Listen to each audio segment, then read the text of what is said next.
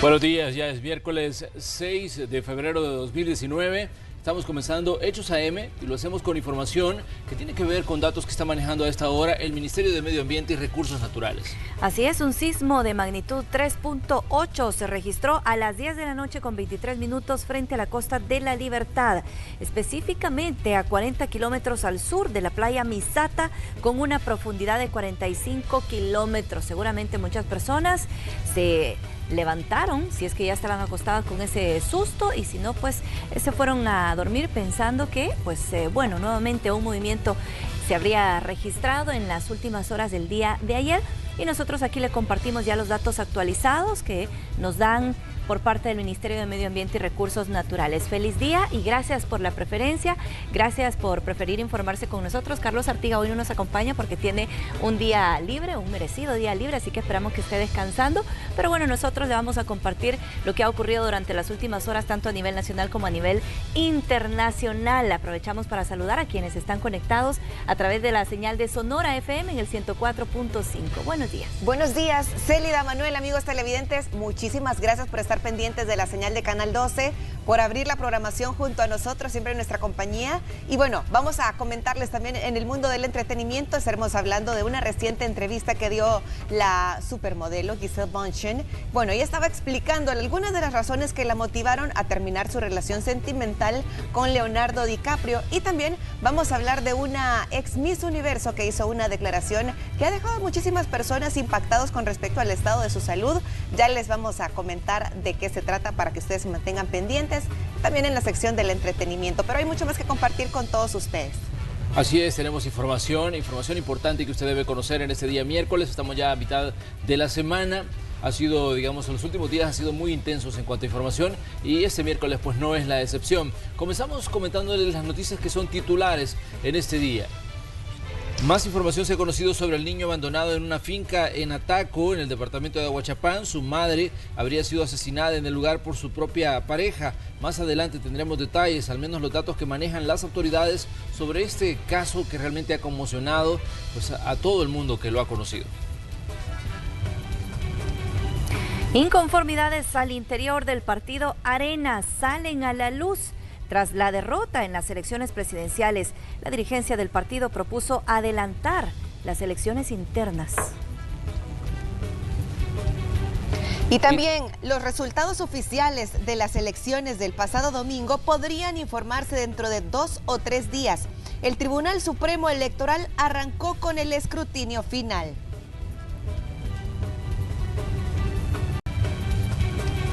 Bueno, continuamos con más información y ahora les comentamos que fisuras ha dejado la derrota electoral en el partido Arena. Ahora diputados arremeten en contra de la cúpula y piden cambios. Por dignidad creo yo que deberían también de poder poner sus cargos a la orden de nuevos líderes. La reciente derrota presidencial sacó a luz inconformidades que se viven al interior del partido Arena. Una de las primeras en alzar la voz fue la diputada Milena Mayorga.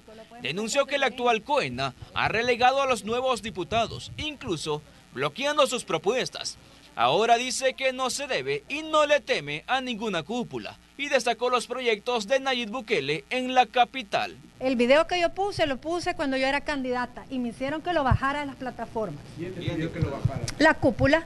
Pero ahora lo volví a poner porque realmente yo me debo al pueblo. Y si esas obras son de bienestar para la población, estoy hablando del centro histórico, y si se van a replicar, ¿por qué no apoyarla? Porque no todo... Milena, al igual que la diputada Patricia Valdivieso, creen que la actual dirección del partido cometió muchos errores durante la campaña presidencial. Por eso dicen que lo mínimo que deben hacer es renunciar a sus cargos. No nos podemos dejar manipular, ya es una nueva generación de diputados que nos han querido tener pisoteados, nos han querido manipular, nos han querido detener buenas propuestas aquí dentro de la Asamblea Legislativa. Visto estos resultados que tuvimos en estas elecciones, que nos han colocado como la segunda fuerza política del país, ellos tienen que reconocer que la estrategia falló y tienen que poner sus cargos a disposición.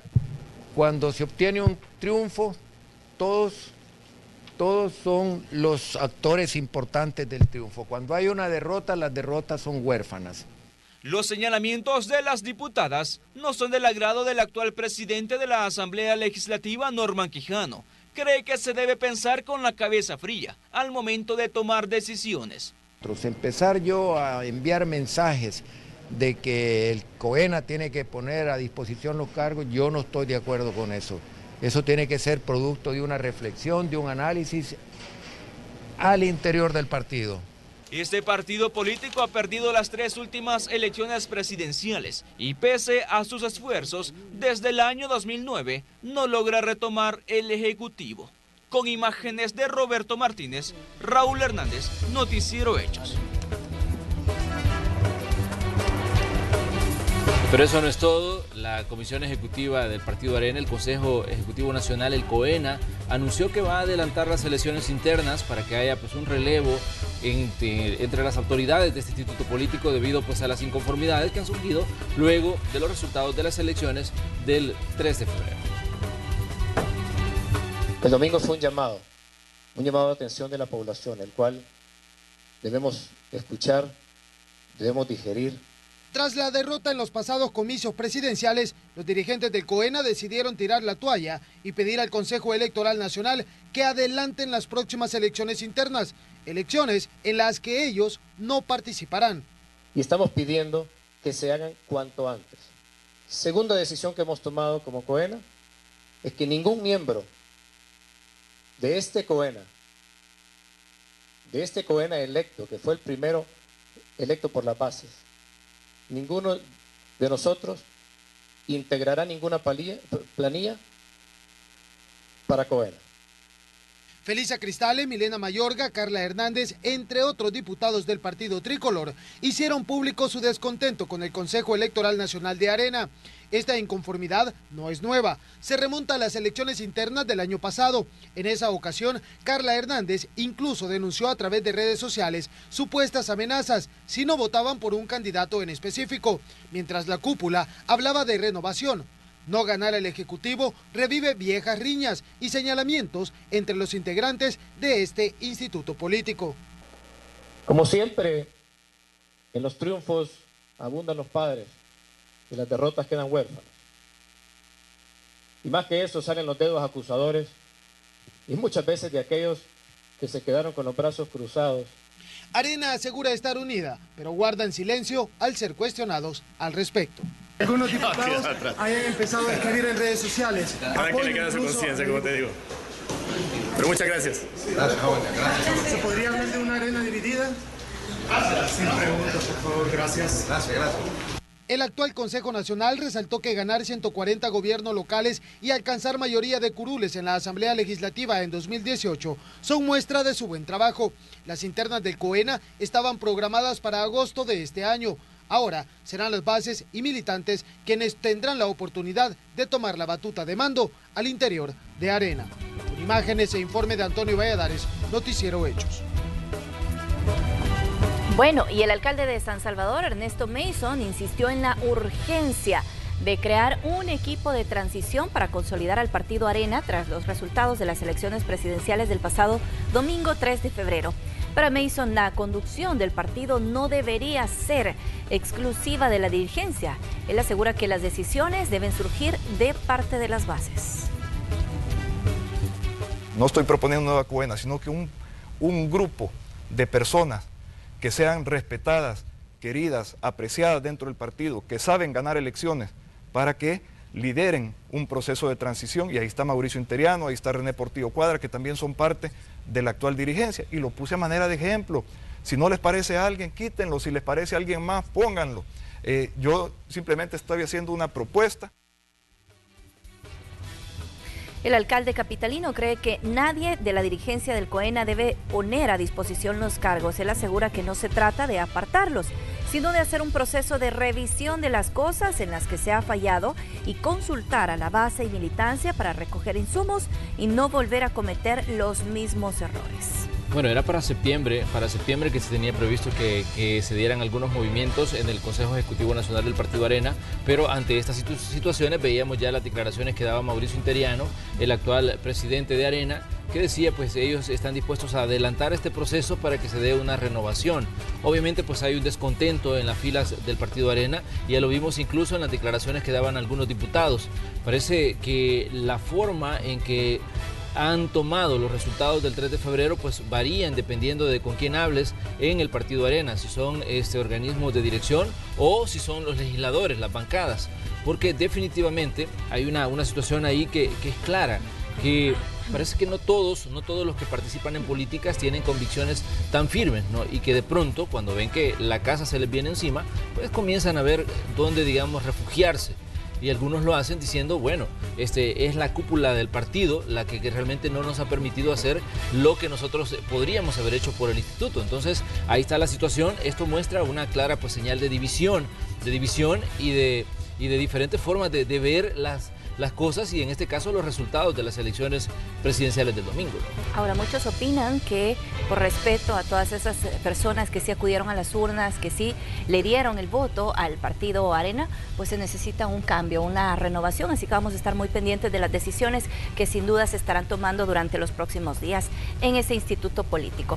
Pero por su parte, a través de sus redes sociales, el vicepresidente de la República, Óscar Ortiz, expresó estar convencido de que el FMLN requiere de una profunda reingeniería también, señalando que desde la firma de los acuerdos de paz y de su nacimiento como partido político, nunca antes, como hoy, se presentó la necesidad de renovación a fondo y a todo nivel. Ortiz afirmó que se deben fortalecer los valores, principios y visión del proyecto político de izquierda y para responder a la nueva realidad del país. Y también le informamos que la lista de nombres que conformarán el gabinete del nuevo gobierno de Nayib Bukele aún está a espera. El secretario de Nuevas Ideas, Federico Anliker, y el presidente de Ghana, Andrés Rovira, dicen que será el presidente electo quien determine directamente las personas que estarán conformando su gobierno, aunque no aclararon si dentro de los funcionarios hay miembros del partido Ghana.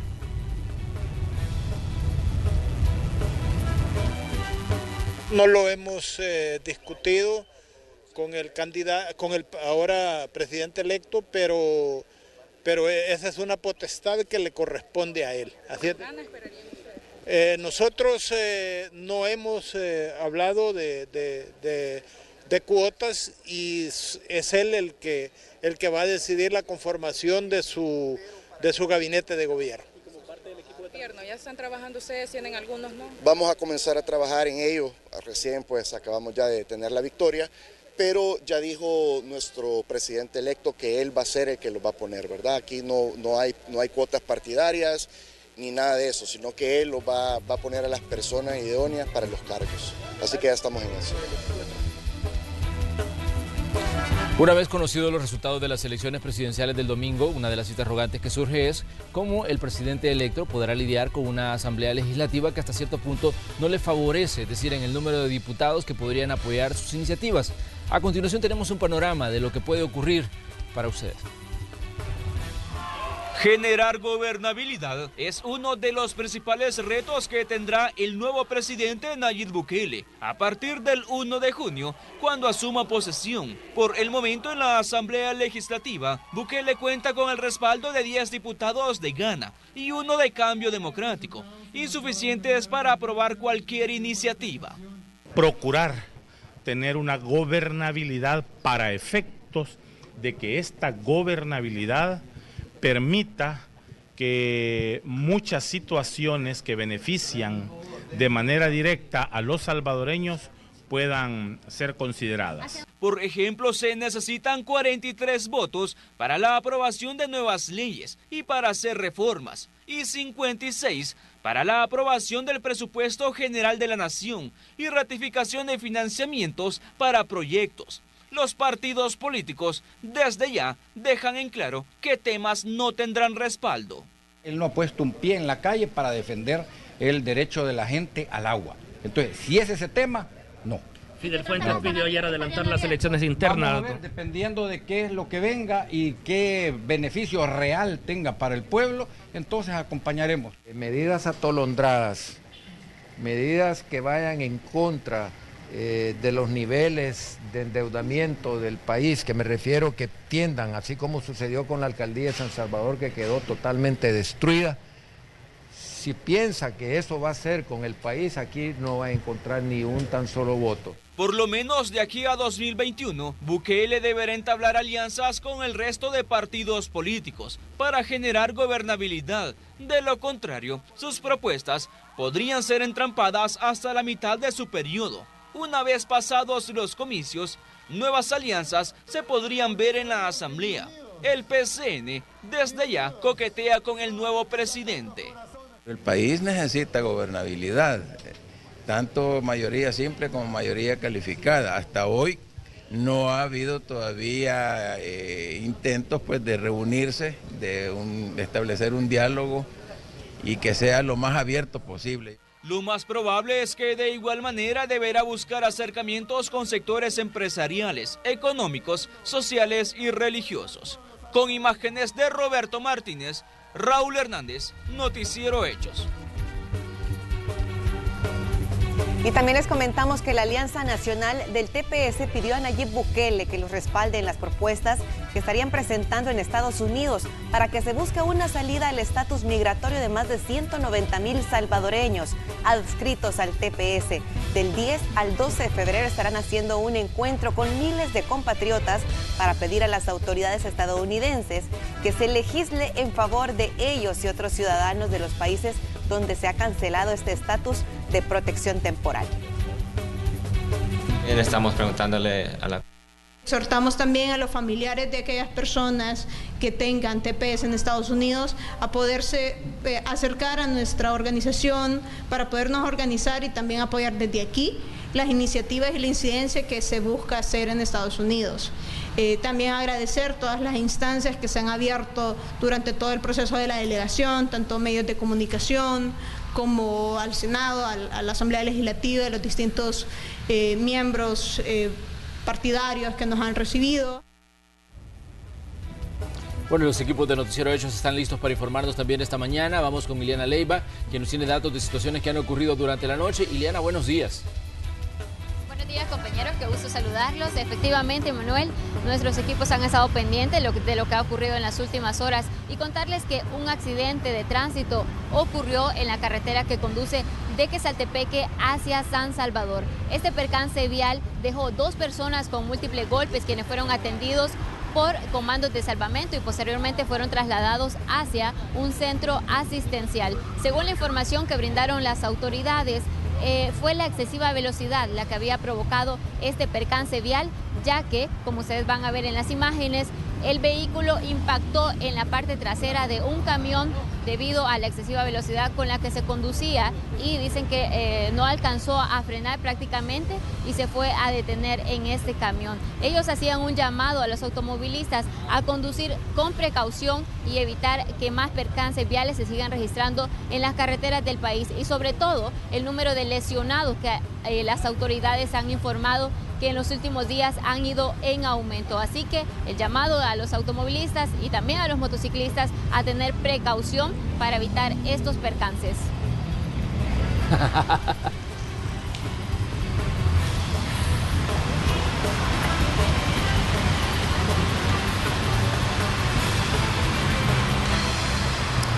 Bueno, ahí tenemos datos de lo que ha ocurrido durante la noche, este accidente que ha dejado pues, personas lesionadas, como bien nos decía Ileana. Hay diferentes aspectos que influyen para que haya, digamos, un nivel de accidentabilidad alto. Por ejemplo, a veces este tipo de vehículos pesados no tienen ningún tipo de señalización si sufren desperfectos mecánicos.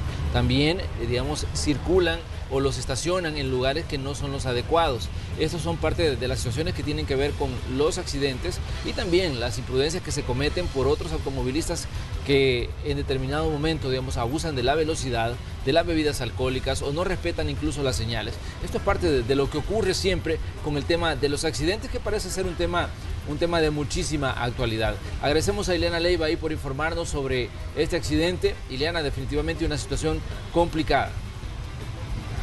Así es, Manuel. Justamente ayer las autoridades de tránsito decían que no es preocupante solo la cantidad de accidentes, sino también las consecuencias que esto trae. Hemos hablado de los gastos que esto implica para el sistema de salud, también las secuelas que quedan en la persona, los daños a terceros y también que el tráfico se viene a complicar cuando se registran accidentes de tránsito. Así que hay que tener mucha prudencia. Exactamente, Ileana, gracias por tu informe, seguimos con tu señal y ahora también conversamos con Enrique López, que nos tiene más datos. Enrique, buenos días. Te escuchamos. Así es, compañeros, amigos televidentes, un verdadero gusto saludarles en este día miércoles. Seguimos hablando un poco de lo que se ha registrado en las horas de la noche y madrugada por parte de comandos de salvamento. Ya nuestra compañera Ileana Leiva hablaba sobre un accidente de tránsito que se registró en la carretera de Quezaltepeque hacia San Salvador, pero también la seccional de comandos de salvamento ubicada en Alegría, en el departamento de Usulután, tuvo bastante actividad, ya que auxiliaron a una familia que resultó bastante afectada, ya que un enjambre de abejas invadió literalmente su lugar de habitación. En su interior se encontraban menores de edad, también personas adultas y diferentes mascotas que estas personas pues tenían en su hogar, pero gracias al rápido actuar de los elementos de comandos de salvamento llegaron al lugar y los pudieron auxiliar, sacándolos de la vivienda, atendiéndolos también en ese lugar y posteriormente llevados de emergencia al hospital de Santiago de María. Entre las personas que resultaron lesionadas debido a las múltiples picadas de abejas se encuentran 4 menores de edad, también 3 personas adultas identificadas como María Elena Arias de 61 años, Ana Carolina Solano de 41 años y Joana Elizabeth Martínez Cabrera de 32 años de edad. Afortunadamente ninguna de esas personas resultó alérgica a las picaduras de abejas, sino el resultado hubiese sido bastante diferente. También se reporta en este hecho uno de sus mascotas, un perrito que estaba atado al exterior de la vivienda, pues sí murió debido a las múltiples picaduras de las abejas que pues invadieron la casa de esta familia y fue parte de la actividad que ha tenido en horas de la noche y madrugada los elementos de comandos de salvamento. Compañeros, esta es parte de la información que tengo para ustedes en esta mañana. Gracias Enrique, y tenemos datos de lo que ha ocurrido y de esta emergencia que ha vivido esta familia, en la que incluso la mascota salió afectada por este enjambre de abejas. Afortunadamente pues la situación no ha pasado a más, esperemos que se recuperen pronto. Gracias Enrique López por el reporte.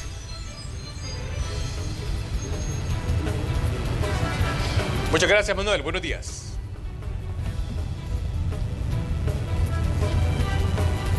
Bueno, con esta información vamos a hacer nuestra primera pausa comercial, como siempre agradeciendo por su preferencia y dejándole la invitación para que se quede con nosotros. Un agradecimiento a quienes estuvieron conectados a través de Sonora FM en el 104.5. Regresamos en la señal de Canal 12.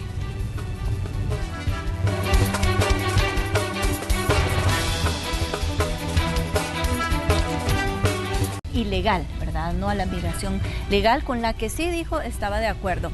Vamos a regresar a lo que ocurre en nuestro país para contarles sobre este caso que hemos seguido también muy de cerca. En los últimos días se conoció que el vehículo en el que viajaba la familia del preparador físico del equipo de Sonsonate habría sido atacado antes de ser secuestrados por presuntos pandilleros. Las autoridades llevaron a cabo un operativo de búsqueda luego de una llamada al 911. Ernesto Cornejo nos cuenta más en la siguiente nota.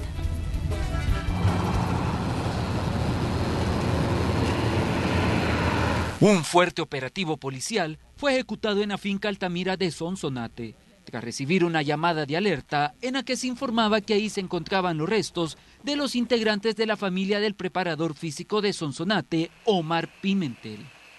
Pasaban los minutos y las autoridades intensificaban la búsqueda. Recabar más evidencias era esencial para la investigación en este caso.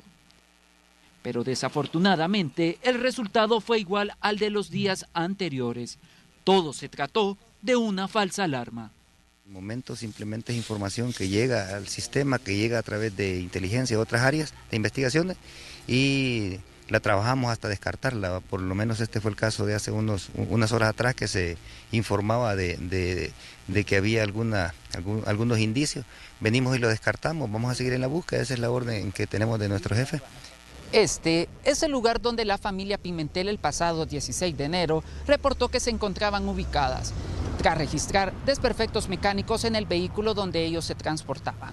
Desde ese entonces, las autoridades policiales han continuado con el rastreo y búsqueda hasta dar con su paradero. Hace bastantes días atrás hemos estado en diferentes equipos y cualquier información que se hace del conocimiento a la policía, intervenimos en la búsqueda en diferentes lugares, hemos andado de tablones en tablones en diferentes fincas. Las autoridades aún mantienen la esperanza de encontrar al hijo de 12 años de Pimentel, a su esposa, suegra, cuñado y una joven más con vida. Con imágenes de Erika Alfaro, este es un informe para Noticiero Hechos, de Ernesto Cornejo. Y también les informamos que un joven de 19 años es el principal sospechoso del crimen de una madre de 30 registrado en Concepción de Ataco, Aguachapán. Se investiga si es o no el padre del pequeño que pasó 3 noches cerca del cadáver de su madre.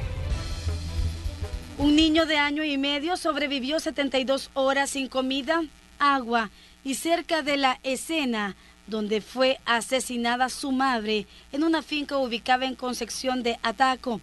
El feminicida, según la Policía Nacional Civil, era pareja sentimental de la víctima, identificada como Melvia Fernanda Nájera Quesada, de 30 años, quien fue reportada como desaparecida el jueves 31 de enero y cuyo cuerpo fue localizado un día después.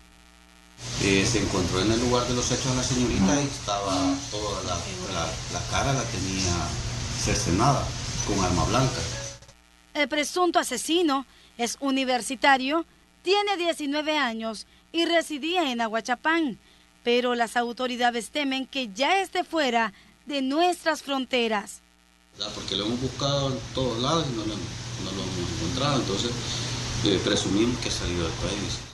El niño fue localizado por trabajadores de la finca de café, quienes llamaron de inmediato a la Policía Nacional Civil. Ellos lo trasladaron a un hospital. Estaba deshidratado y con múltiples picaduras de insectos, pero vivo. Un milagro. Así lo consideran las autoridades. El pequeño ahora está bajo resguardo del Consejo Nacional de la Niñez y Adolescencia, pese a que ya lo reclamaron sus abuelos maternos. 3 días, sí, en estado de abandono. Y hay otras líneas de investigación, por ejemplo, la señorita, qué hacía, con quiénes se relacionaba. No se descarta que se trate de un crimen pasional por la forma violenta en la que fue asesinada Melvia Fernanda. También se investiga si el principal sospechoso es el padre biológico del niño. Un informe de Carolina Menquíbar para Noticiero Hechos. Bien, y hay más sobre este caso. Los familiares y amigos de Melvia Fernanda Nájera Quesada le darán el último adiós este día en un camposanto de Apaneca, en el departamento de Aguachapán. Ellas piden a las autoridades policiales capturar lo antes posible al principal sospechoso de haber cometido este crimen, que se presume también sería padre del niño encontrado ahí en Ataco.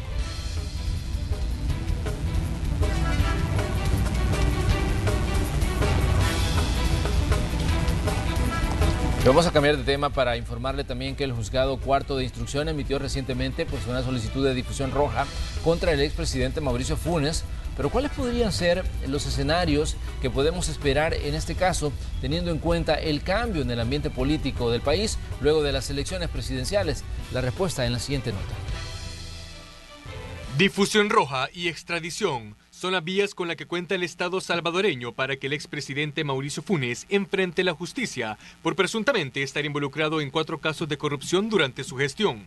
La más reciente solicitud fue emitida por el Juzgado Cuarto de Instrucción de San Salvador, que ventila el caso denominado Corruptela. La documentación ya fue enviada a la Oficina Central de la Interpol en El Salvador. A juicio de Humberto Sáenz, director de Acción Ciudadana, se deben superar los impases de la primera solicitud ante el organismo internacional para lograr una respuesta positiva.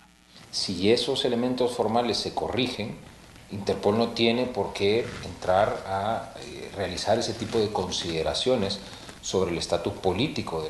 El hecho de que existe un asilo, la única limitante que tiene es que la policía hoy por hoy no lo puede capturar en territorio nicaragüense. Eso está clarísimo y hay libertad y hay soberanía del Estado de Nicaragua como para haber tomado esa decisión. Una difusión roja limitaría la libre movilidad del exmandatario en terreno nicaragüense sin que las autoridades puedan acceder a su captura. Pero la solicitud de extradición, que es analizada en el Pleno de la Corte Suprema de Justicia, al parecer abriría la caja de Pandora.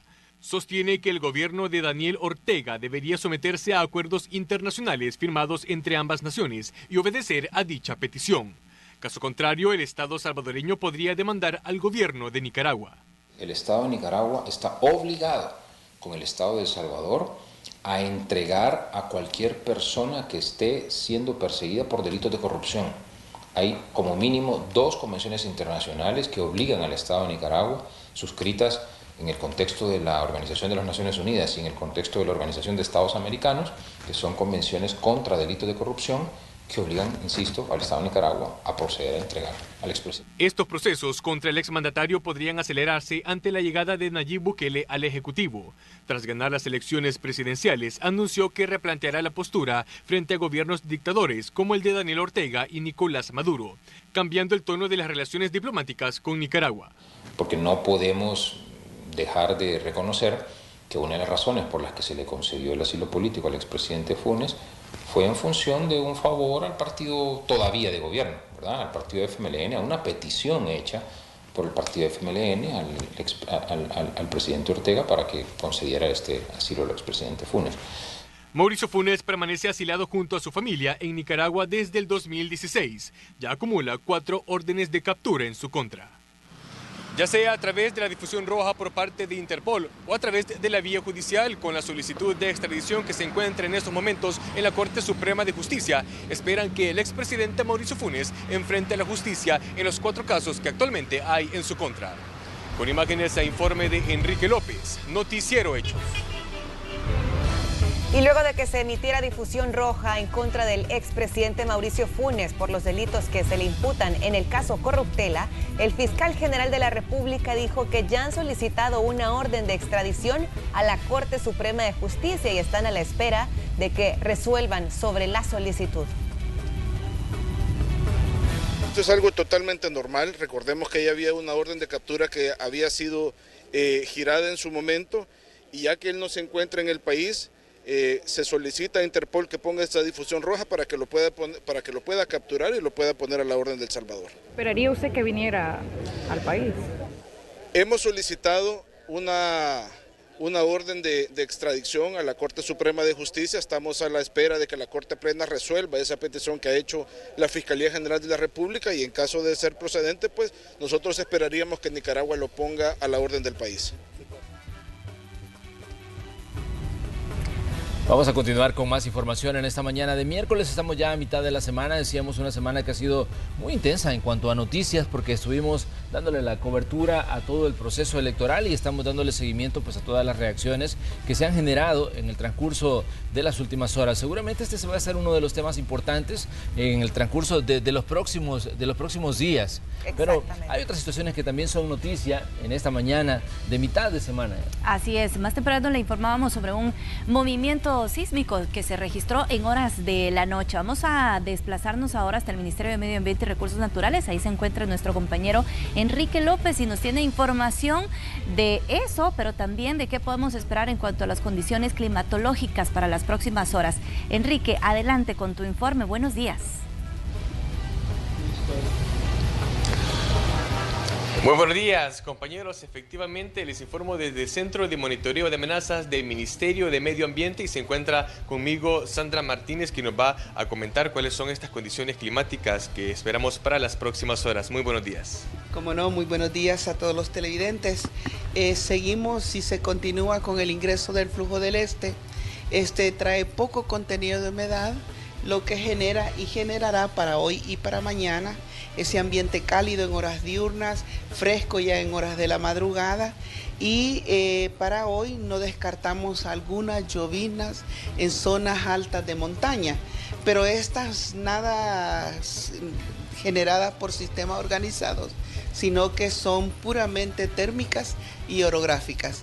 También les cuento que para el sector costero, solamente para la zona suroriental, todavía en aguas profundas se mantiene la velocidad de los vientos hasta de 40 kilómetros por hora, así que todavía para ese sector se mantiene la precaución.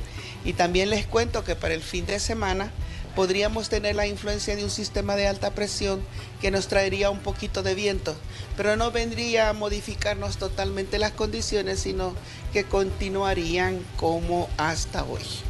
Es decir, que el próximo fin de semana y estas condiciones climáticas pueden cambiar un poco, ya que en los días anteriores ha existido mucho calor en horas del día, pero en la madrugada sí bajan las temperaturas. Para el fin de semana esto podría cambiar.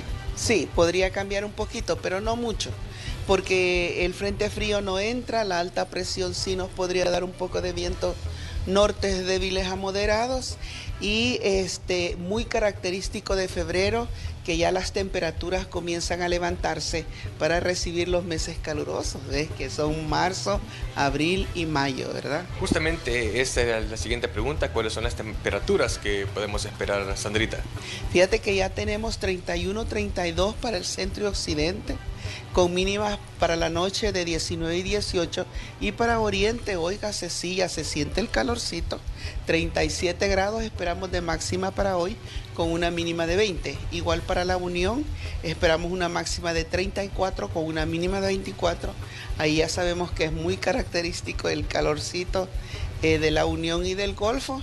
Y como ven y sentimos, las temperaturas y van poco a poco y gradualmente hacia arriba. Es decir, hay que prepararnos para el calor y para esta temporada de verano, Sandrita. Claro que sí. Mientras no venga un sistema que domine y cambie y modifique las condiciones, poco a poco vamos a ir sintiendo más calor. Muchas gracias, Sandrita, muy amable como siempre. Muy bien, compañeros, amigos televidentes, ya tenemos un panorama más claro de las condiciones climáticas que podemos esperar para las próximas horas, incluso para el fin de semana. Con esa información, compañeros, regreso con ustedes. Bueno, muchas gracias, Enrique, por compartirnos los detalles de lo que podemos esperar, al menos para las próximas horas, y hay que tenerlo en consideración. Vamos a seguir nosotros monitoreando también qué está ocurriendo en las diferentes calles, cómo está el tráfico vehicular. Desde muy temprano nuestros equipos están recorriendo diferentes arterias. Vamos a enlazarnos ahora con Gerardo Borja, que nos tiene su primer reporte para este día. Gerardo, adelante.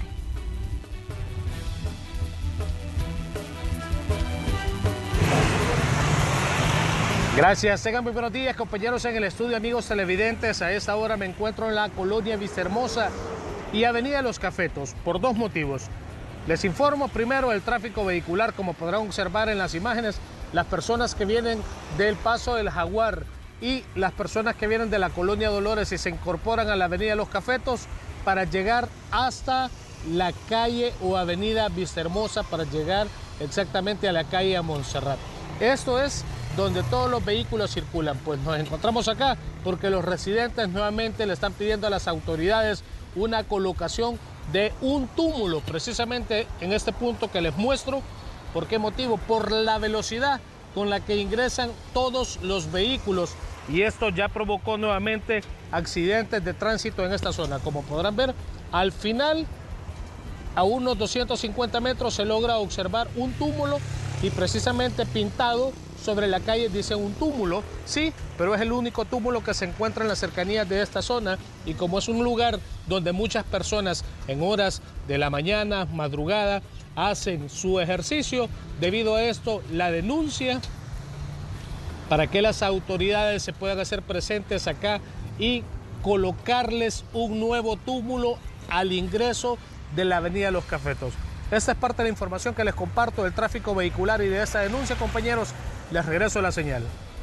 Bueno, gracias a Gerardo Borja. Ahí tenemos parte de las imágenes del tráfico en esta mañana de miércoles. Esperemos que no haya problemas para circular, para usted que está por salir de su casa. Vamos a tener más reportes en el transcurso de esta emisión. Mientras tanto, vamos con otras noticias. Exactamente, 5 hechos nacionales que usted debe conocer. Les comentamos que en hechos de violencia, un doble homicidio se cometió en el caserío Los Ruanos, cantón Nance Verde, en el municipio de Guazapa.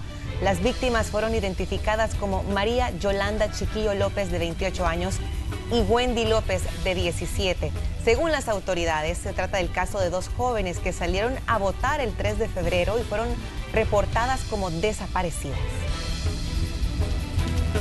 También les comentamos que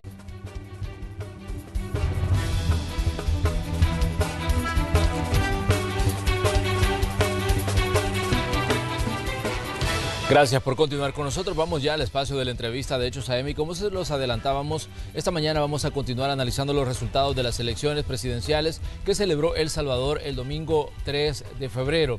La votación pues comenzó desde muy temprano, los resultados se conocieron también muy temprano y estos resultados pues no han favorecido a varios partidos políticos. De eso vamos a continuar hablando, pero primero ponemos algunos hechos en contexto y luego saludamos a nuestra invitada de esta mañana. Los partidos políticos dicen haber escuchado el mensaje de los salvadoreños tras los resultados de las elecciones presidenciales que se realizaron el domingo. Arena anunció ayer que adelantará las elecciones internas para que lo más pronto posible se conforme una nueva dirigencia del Consejo Ejecutivo de Alianza Republicana Nacionalista, asegurando que ninguno de los miembros actuales podrá optar por una reelección. Dicen haber entendido el mensaje de los salvadoreños. Por su parte, el FMLN emitió un comunicado de prensa en el que reconoce oficialmente los resultados del domingo 3 de febrero. Agradecen a la población por su participación en los comicios y a su fórmula presidencial conformada por Hugo Martínez y Karina Sosa. Al mismo tiempo, reconfirman que harán una evaluación de los resultados y las medidas que tomarán como partido político. Sostienen que constituirán una verdadera oposición en defensa de los intereses de la población.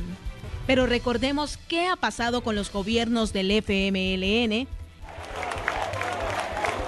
El partido de izquierda llegó al poder de la mano del ex periodista Mauricio Funes, quien en 2009 rompió con la continuidad de 4 gobiernos de derecha representados por Alianza Republicana Nacionalista, quienes se habían mantenido en el poder por 20 años. Luego vino el turno del profesor Salvador Sánchez Serén. El FMLN en 2014 logró su segunda victoria, marcada por una segunda vuelta electoral y unos resultados estrechos que muchos califican como un gane con sabor a derrota. Los salvadoreños dieron un nuevo voto de confianza al principal partido de izquierda, a pesar de que ya muchos señalaban que la situación en el país había cambiado poco con respecto a los gobiernos de Arena. Sin embargo, este 3 de febrero la población envió un nuevo mensaje. Si transformamos los análisis a cifras, podemos determinar que en los últimos años el FMLN ha ido disminuyendo su caudal de votos. En las presidenciales de 2014 obtuvo 1.495.815 votos. En las legislativas de 2015, 847.289 votos. En las legislativas de 2018, 521.257 votos. Y en las presidenciales del domingo 3 de febrero de 2019, unos 378.000 votos. Esta mañana, en la entrevista de Hechos AM, continuamos analizando los resultados de las elecciones presidenciales. ¡Comenzamos! Así es, comenzamos y le damos los buenos días a la secretaria general adjunta del partido FMLN, Norma Guevara. Norma, qué bueno que nos acompaña. Bienvenida a Canal 2. Gracias, Manuel. Un saludo a todos los televidentes. Norma, le voy a hacer una pregunta que quizás todo el mundo se la está haciendo en este momento. ¿Hay una crisis al interior del FMLN o hay una crisis a raíz de los resultados de las elecciones presidenciales del domingo? Bueno, lo importante, Manuel, es que la ciudadanía se ha expresado, el país tiene ya resuelto el problema, despejada la incógnita de quién iba a gobernar dentro de las distintas posturas. Nosotros trabajamos con la esperanza de lograr una victoria, no la obtuvimos, pero hemos valorado la importancia del legado en política social que deja nuestro gobierno. Y ahora, convertidos en una fuerza de oposición, pues nos disponemos a evaluar nuestro desempeño y nuestro rol en este nuevo contexto, y a eso nos abocaremos inmediatamente. Hay que hacer notar que debe concluir el país y las instituciones, nosotros como fuerza participante, la legalidad de este proceso. El escrutinio aún no ha terminado.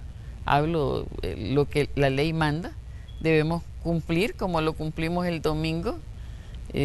Nuestros representantes, independientemente de los resultados que se obtenían, cumplió su papel como la manda la ley, a pesar de que otros, incluso ganando, se retiraban.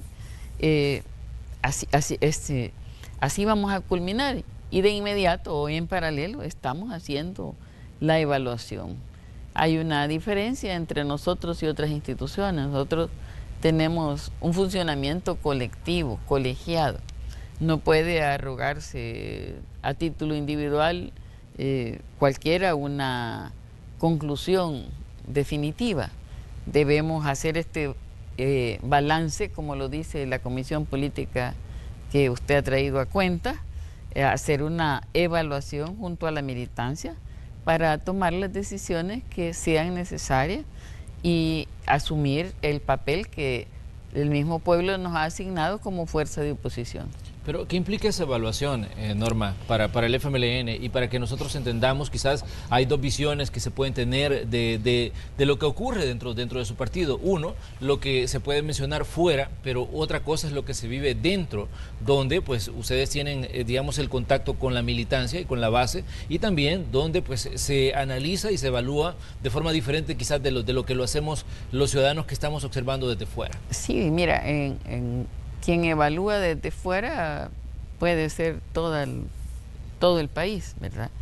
Pero la evaluación a la que se refiere la Comisión Política es la que debemos hacer como partido, con la militancia. Por supuesto, nosotros no somos un partido cerrado, tenemos cerca de nosotros simpatizantes, colaboradores que tienen derecho a opinar sobre cómo debemos continuar ejerciendo un rol de fuerza de transformación, que es lo que nuestro estatuto, nuestro proyecto histórico nos manda, y es lo que hemos procurado hacer desde los espacios en los que hemos estado y estamos como fuerza política.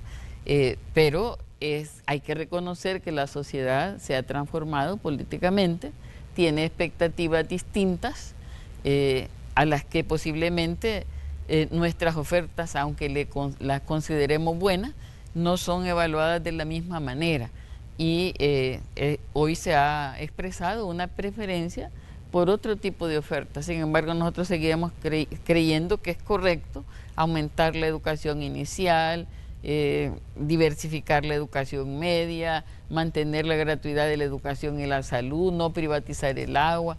Estos principios que sustentamos y esta visión programática política no desmaya por una derrota o por un revés electoral severo como el que hemos tenido en este momento. Entonces nosotros vamos a continuar, sin duda. Nuestro partido, nuestra militancia va a demandarnos más y tiene derecho a hacerlo, y nosotros vamos a ir al encuentro de esa decisión que debemos tomar. Ahora bien, luego de los resultados del domingo, mucha gente se pronunciaba y decía que se debía poner, digamos, a disposición los cargos por parte de la dirigencia. ¿Cómo toman ustedes, digamos, esas peticiones para que ustedes como dirigentes, digamos, dejen el espacio que ocupan para darle paso, digamos, a nuevos dirigentes? ¿Consideran ustedes, digamos, que va a hacer eco esto que se está pidiendo desde fuera, digamos, dentro de las bases del partido y dentro de la misma dirigencia? Mira, algunos de los que piden eso son justamente los que ganaron y tienen su partido, y los que simpatizan con el partido, votaron, hubieran querido que tuviéramos un resultado mejor. Esas voces las tenemos que escuchar. Las voces de los que son contrarios, pues hay que escucharlas porque se suenan, pero no significa que es tras ellas que deben ir las decisiones que tomemos. Entonces yo respeto mucho a la militancia que trabajó, a los cuadros, a los aliados que dieron todo en la campaña, todo su esfuerzo, y sin duda tienen que decirnos en qué el partido debemos mejorar.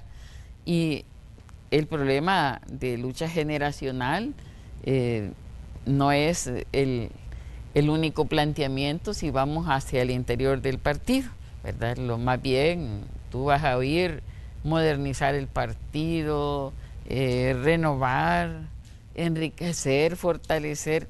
Son expectativas y perspectivas diferentes y hay que analizarlas todas. Nosotros no estamos cerrados a ese análisis, pero repito, es difícil que yo me ponga a decirle a otro partido cómo debe cambiarse, porque no debo pretender poner a ese partido a disposición mía. Cada conformación política tiene una visión de país, una visión en valores, una visión de la realidad mundial, nacional, y entonces tenemos que responder a eso principalmente. ¿Considera usted que nadie de la dirigencia se está aferrando a sus cargos? No hay ningún aferramiento, tenemos responsabilidades. Nosotros no podemos decir ahora, mira tú, esa pregunta que me hacías, depongo el cargo, y entonces ¿qué? ¿Se muere el partido? No, es que si tenés que hacer una transformación de dirección, tenés que hacer un proceso complejo. Nuestro estatuto no es como los otros. Nuestras normas son diferentes porque somos un partido diferente de colectividad. Aquí no hay propietarios de partidos, es la militancia y con ella es que tenemos que hacer ese ejercicio. Y no tengo ninguna duda de que es uno de los elementos que estarán en la mesa a la hora de evaluar las decisiones que tomemos. No tengo ninguna duda que será alguno de los elementos. Y no hay aferramiento ni a posiciones ni a cargos, sino hay una voluntad de que nuestro partido juegue un papel. Lo que me preocuparía a mí es ver votar a nuestros diputados por una privatización del agua. Allí sí tendríamos un problema.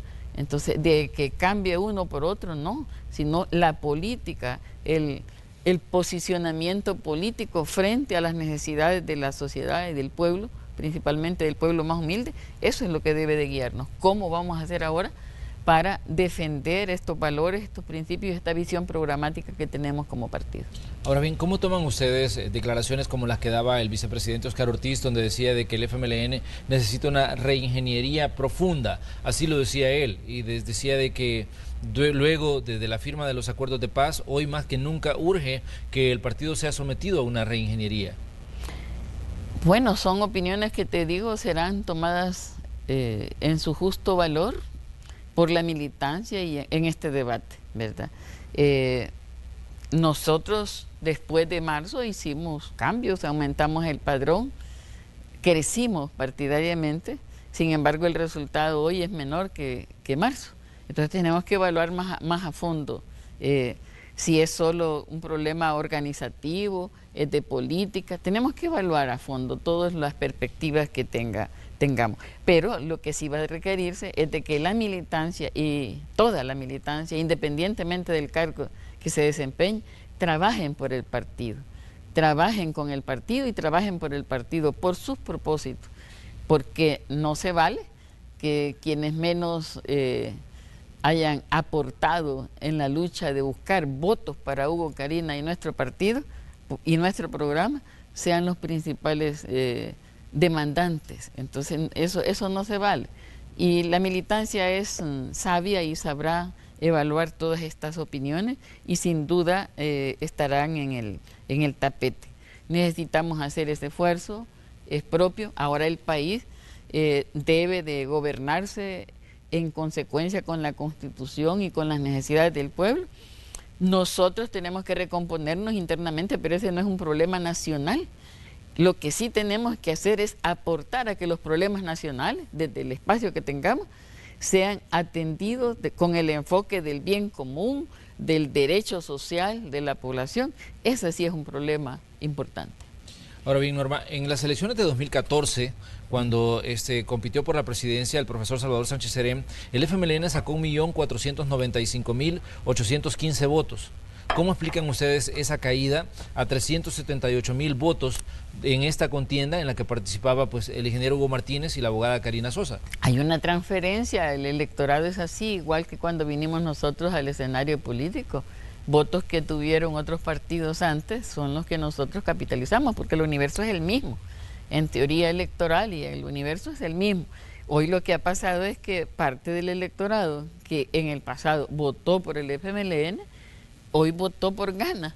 Entonces, y eso es lo que hace que la Arena por lo menos conserva, no igual, pero bastante su voto de marzo pasado, y nosotros lo vemos disminuido porque hay una transferencia del elector que en el pasado votó por el FMLN y hoy lo hizo por Gana.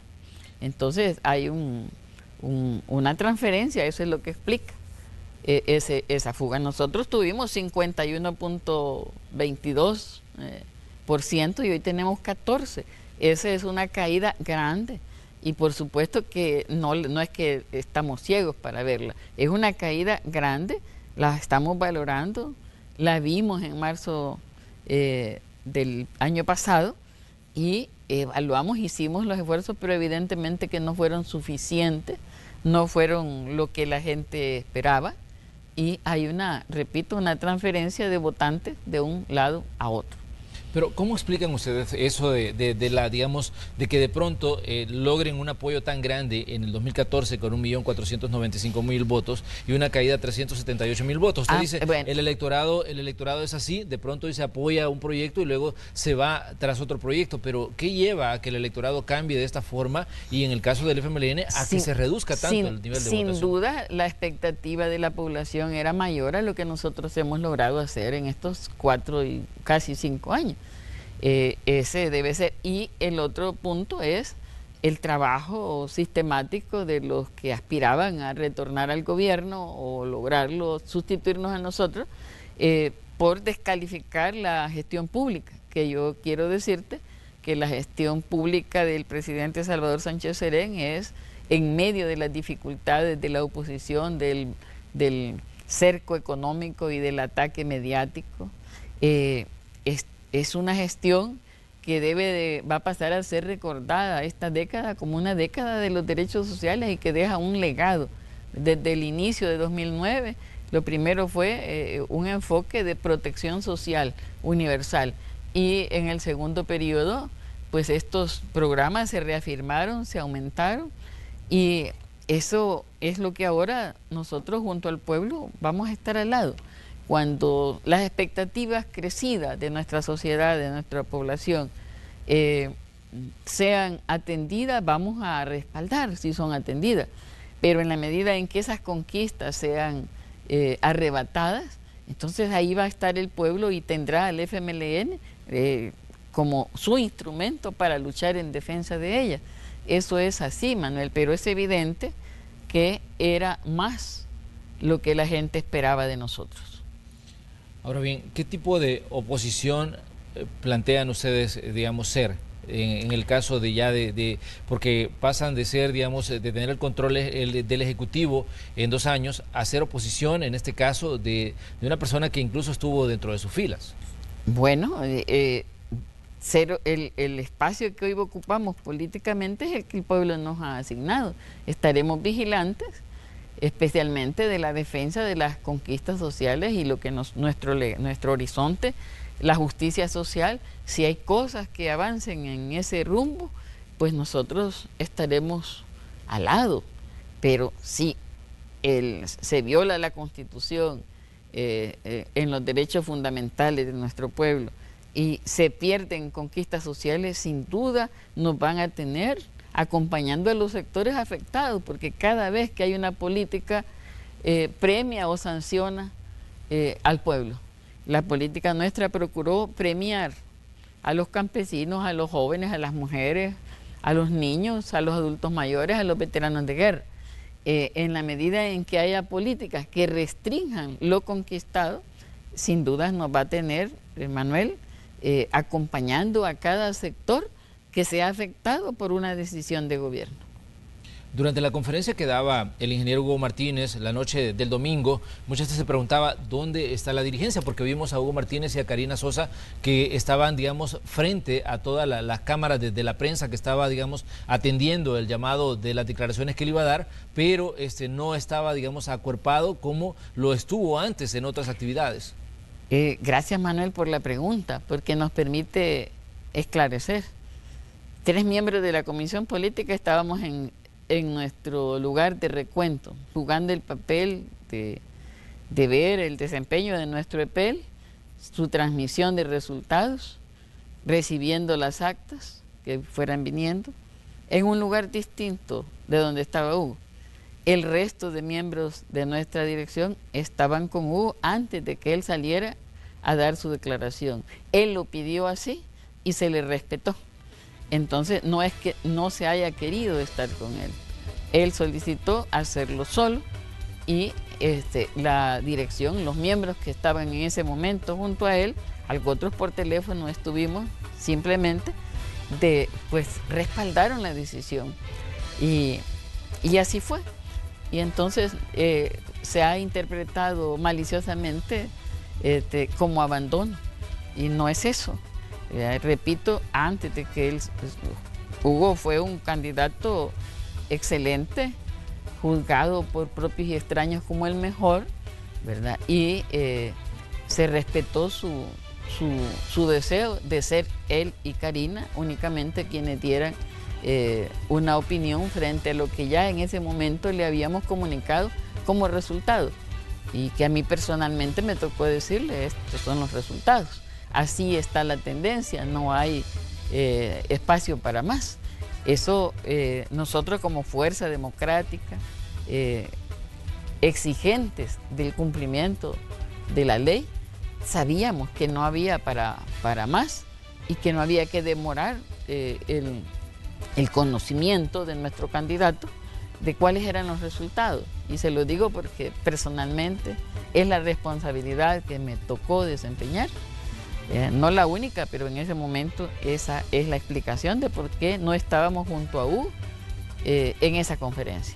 En los análisis que se han hecho, Norma, están algunos elementos que dicen, bueno, es que a Hugo él era un buen candidato, de hecho decían uno de los mejores candidatos que ha tenido el FMLN en su historia, pero no le dieron la suficiente libertad para que él le pudiera imprimir su propio sello a la campaña. ¿Qué dicen ustedes como dirigencia ante este tipo de análisis que obviamente van a estar ahí presentes y que van a seguir surgiendo?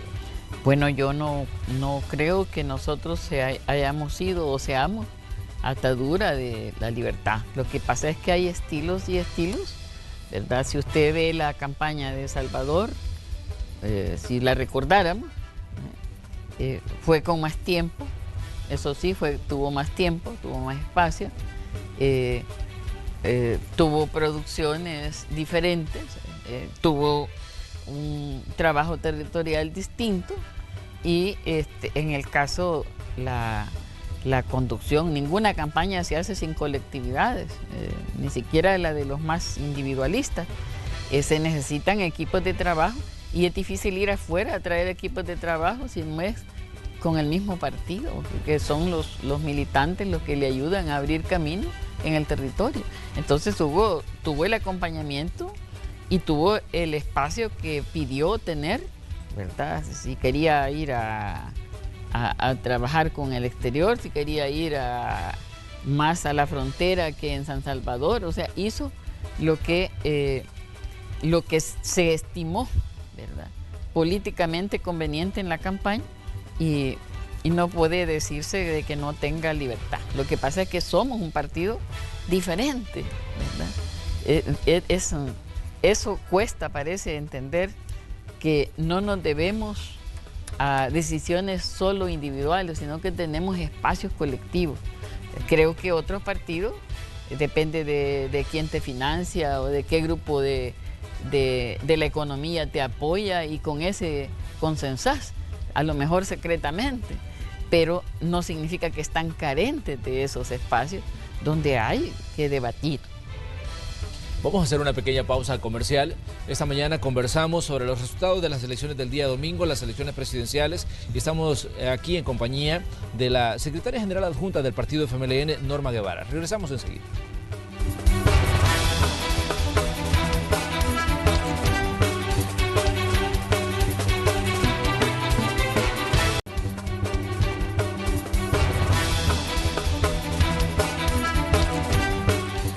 Continuamos con el espacio de la entrevista de esta mañana. Conversamos hoy aquí en Hechos AM con la secretaria general adjunta del partido FMLN y estamos hablando de los resultados de las elecciones presidenciales del 3 de febrero. En sus primeras declaraciones, Nidia Díaz, la coordinadora del grupo parlamentario del FMLN, decía de que mucha gente beneficiaria de programas sociales no fue a votar. ¿Ustedes tienen esa percepción, Norma, ya luego de hacer un análisis tal vez en frío de los resultados de esta elección?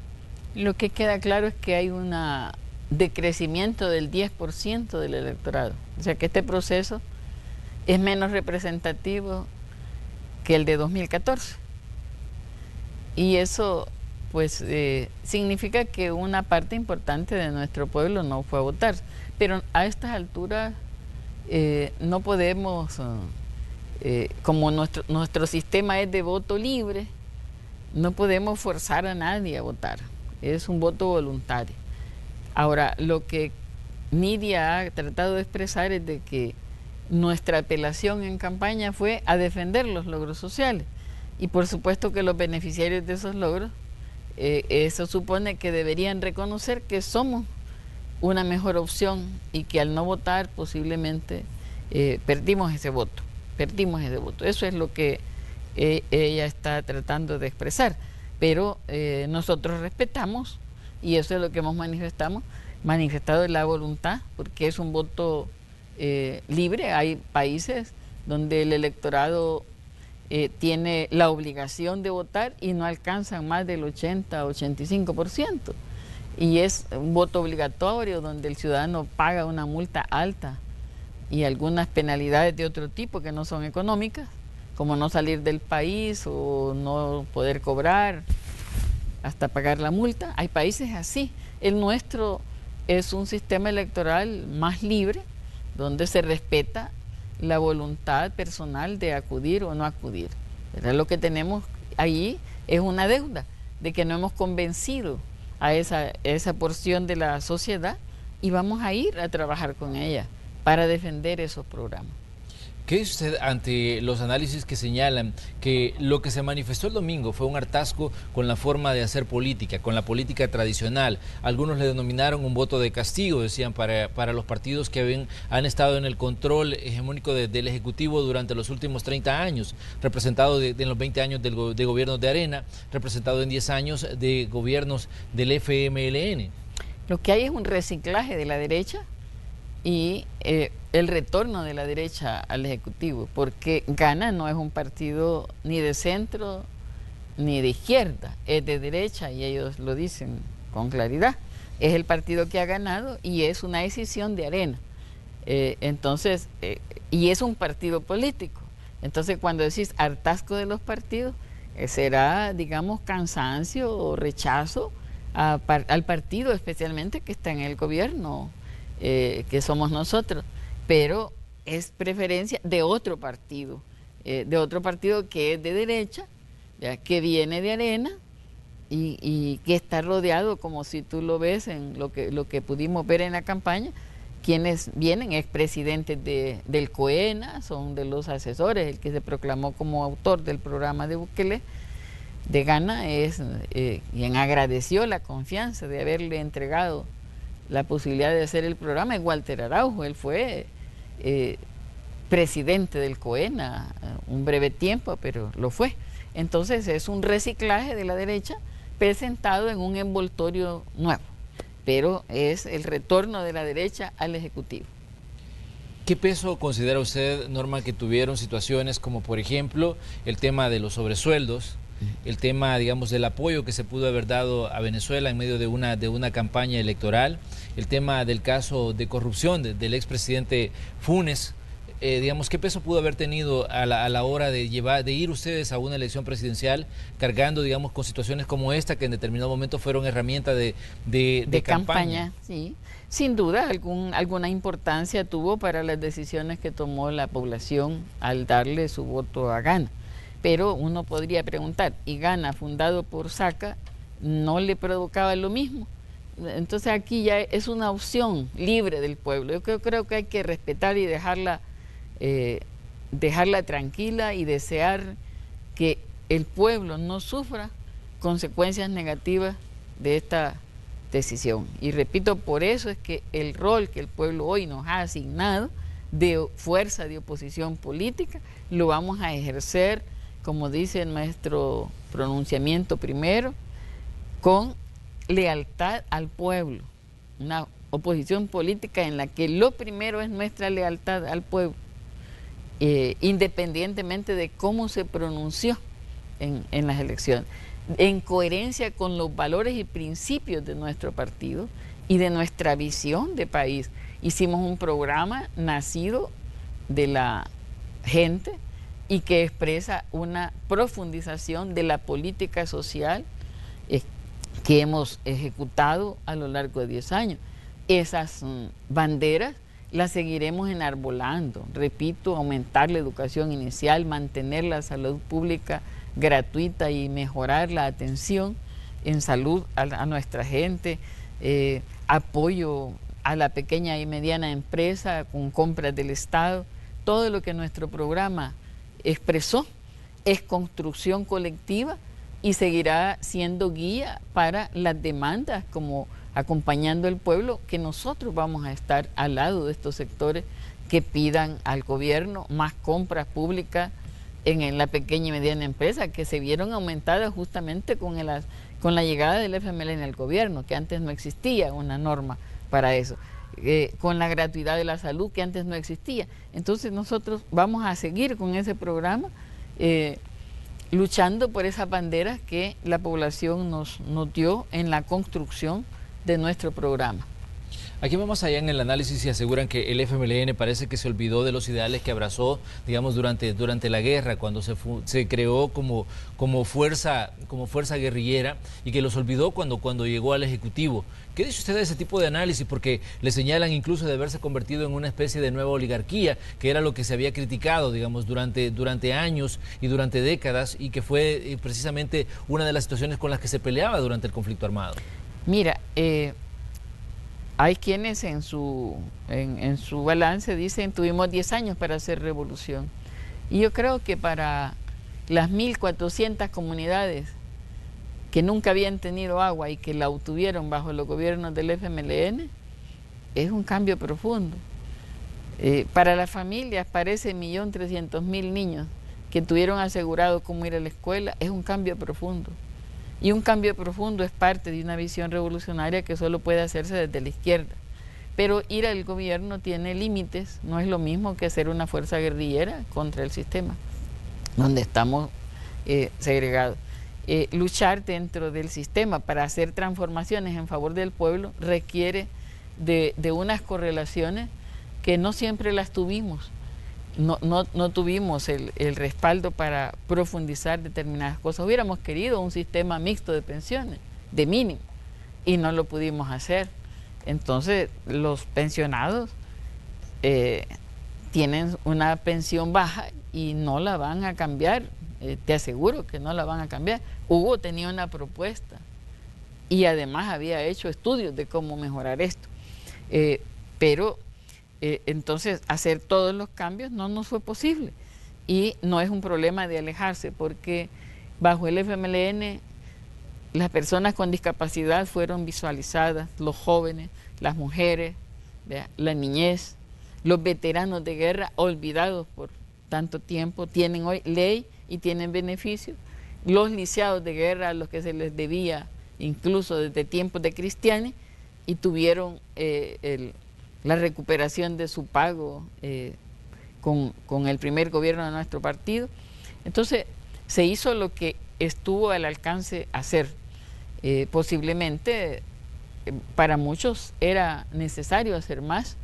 Sin embargo, quienes estuvieron o quienes estuvimos en las posiciones donde se tomaron decisiones y no tuvimos el espacio de hacer más, somos conscientes de que hicimos lo posible y no logramos siempre lo que quisimos. ¿Consideran ustedes que han mantenido los ideales, por ejemplo, a los que abrazaba Shafik Handal? Por supuesto, y mira, el hecho de que haya conductas que siempre las hubo, cuando Shafik vivía, cuando estábamos en guerra, cuando siempre hubo más de alguna persona con una conducta inapropiada y distante de nuestros valores y principios. pero no se puede juzgar ni como política de partido, ni tú puedes señalar a ministros del FMLN, mira eso que le hicieron a Hugo al final de la campaña, y que él fue a denunciar ante la Fiscalía, ¿verdad?, donde se le falsifica para montar una campaña de decir que fue igual el cobro de sobresueldos que cuando Saca gobernaba y que él era uno de los beneficiarios, y eso está probado de que es falso, pero se implanta en la mente de la gente porque saben que nuestro electorado espera de nosotros una conducta ética y moral distinta, porque nuestra moral revolucionaria es de sacrificio por el pueblo, no para beneficios personales. Y eso es lo que hemos procurado, pero las expectativas son mayores. Pero ¿cómo toman ustedes, por ejemplo, que la doctora María Isabel Rodríguez efectivamente haya aceptado de que se le pagaba un sobresueldo? Que Carlos Acevedo, quien fue presidente del Banco Central, aceptara que también se le pagaba un sobresueldo. Que Alex Segovia, quien fue secretario técnico de la presidencia durante la administración Funes, también aceptara, digamos, en la investigación que se publicaba, que había recibido algún tipo de este tipo de, o había recibido este tipo de beneficios. Pues mira, yo no puedo decir si ellos lo recibieron y lo aseguran, serán ellos. Pero preguntarle si a la comisión política algún día nos dijeron los ministros o viceministros, a mí me dan sobresueldo. Nosotros no tenemos conocimiento de ninguna cuestión de ese tipo. Y pregunta hoy en el ejercicio de Salvador Sánchez Serén si hay alguien que haya recibido sobresueldo. Entonces esto no es lógico. Claro, estamos en un juego electoral de guerra política, donde se crean trincheras y ese tipo de ataques pues surgen y no tenemos siempre la fuerza, la capacidad para ir. Hugo fue hasta la Fiscalía y dime, ¿algún medio dijo que había ido a la Fiscalía a demandar? Creo que no. De hecho, nosotros el día de las elecciones le preguntábamos a él, y él decía de que todavía pues estaba evaluando, dijo, de presentarse a la Fiscalía General de la República. Nosotros le dimos espacio y le preguntamos en diversas ocasiones sobre ese mismo tema, y él decía, bueno, lo estamos viendo con mis abogados, fue lo que él nos dijo, y de hecho él tuvo, digamos, participación con nosotros en diversos espacios, y le preguntamos sobre ese tema, y él lo que decía, lo estamos evaluando todavía con mis abogados. Eso fue lo último. Pues de hecho, lo dijo el día en la semana que estábamos ya en la recta final de la campaña, que estábamos en la recta final del proceso, e incluso previo digamos, a la elección, le preguntamos otra vez sobre eso mismo y decía, lo estamos analizando con los abogados. Pues yo creo que podría preguntársele al fiscal si tiene una denuncia de Hugo Martínez y te va a decir que sí, ¿verdad? Entonces, ese es lo que yo puedo decir. Claro, lo hicieron, estamos hablando de la última semana, es como guardar la piedra más grande para tirártela, porque Hugo tuvo un desempeño impecable como candidato, abierto al debate, retó, mostró experiencia, capacidad, visión, energía, ¿verdad? Entonces había que buscar enlodarlo en la parte más sensible que se puede hacer para un partido como el nuestro.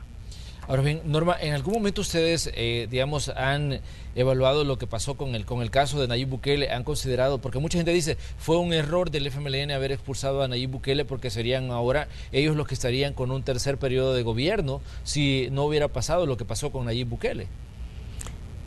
Mira, ya eso es historia y nosotros como partido tenemos un rol que jugar hacia el futuro, presente y futuro. Nayib es ahora presidente electo por voluntad mayoritaria del pueblo. Nosotros somos un partido de oposición con valores, principios, en los que para nosotros no caben conductas que en su momento se juzgaron y la instancia que debió hacerlo, y eso ya es historia. Ya es un capítulo cerrado. Ya es un capítulo cerrado. ¿Cuál considera usted que va a ser, digamos, el reto para el FMLN, considerando que, bueno, El Salvador sale de un proceso electoral y entra a otro? Cerramos las elecciones presidenciales, pero ya todo el mundo está pensando en las de 2021, que van a ser municipales y legislativas nuevamente.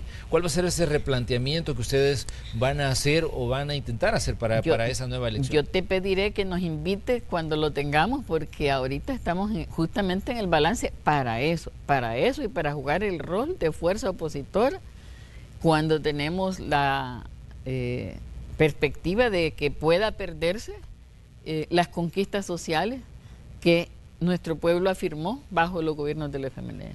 Entonces, cuando tengamos ese replanteamiento, yo te voy a pedir que nos invites y entonces lo vamos a compartir. Ahora bien, ¿cuándo hay movimientos a nivel interno del FMLN? ¿Cuándo hay otro proceso de selección de la comisión política? Digamos, porque hasta ahora Arena, escuchábamos ayer que decían vamos a adelantar las elecciones internas. El FMLN dice todo lo vamos a hacer en el tiempo que establecen los plazos y que establecen los estatutos y el funcionamiento interno del partido. Mira, nosotros ese tema, incluso antes del resultado que tenemos el domingo, es algo que hemos evaluado a la luz de la ley de partidos. O sea, porque corresponde, según la ley de partidos, una elección bastante convocatoria anticipada de elecciones de candidaturas a cargos de elección popular. Y casi era coincidente con eso, de manera que yo creo, estimo, y esta es una opinión adelantada, ¿verdad?, que sin duda esos plazos, por esa razón sobre todo, y ahora más con la importancia de evaluar estos resultados, sin duda que nosotros de seguro vamos a hacer algún movimiento en ese sentido. Pero no podemos dejar desinstitucionalizado al FMLN por los llamados de ese tipo. Tú dime qué harías, renuncia el secretario general a la comisión política, ¿qué queda? Entonces, alguien tiene que llenar ese vacío y cuáles son los mecanismos de hacerlo. O sea, hay que estudiar a la luz de la ley y de nuestros estatutos y sobre todo de nuestro compromiso, que no es con un, repito, con un financista, es con la militancia que nos colocó en una responsabilidad. No es un mérito especial, es una responsabilidad la que tenemos y la debemos cumplir.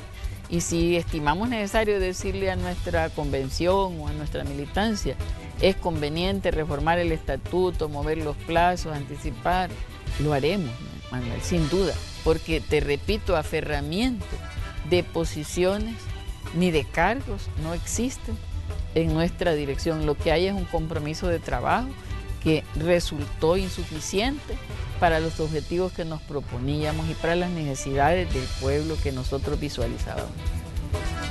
Agradecemos a Norma Guevara, secretaria general adjunta del FMLN, por estar aquí esta mañana. Vamos a continuar conversando, Norma. Esperamos siempre que atienda pues nuestras invitaciones, porque definitivamente son puntos de interés de lo que ocurre con el FMLN en esta etapa que están viviendo, y obviamente pues también hay un buen porcentaje de la población interesada en conocer las decisiones que se van a tomar a partir de lo que ha ocurrido el día domingo. Gracias por estar aquí. Muchas gracias, Manuel, por la invitación y por supuesto que estamos a la orden. Vamos ahora a establecer contacto con Radio Sonora, porque tenemos más información en esta mañana. Saludamos ahí a los compañeros que están pues en la conducción. Armando Godoy, buenos días. Muy buenos días, Manuel, gusto saludarte y por supuesto a toda la audiencia que sintoniza a esta hora de la mañana Hechos AM. Vamos a enlazarnos rápidamente con la periodista Ileana Leiva desde el Boulevard Constitución. Ileana, importante información que nos tienes, bienvenida.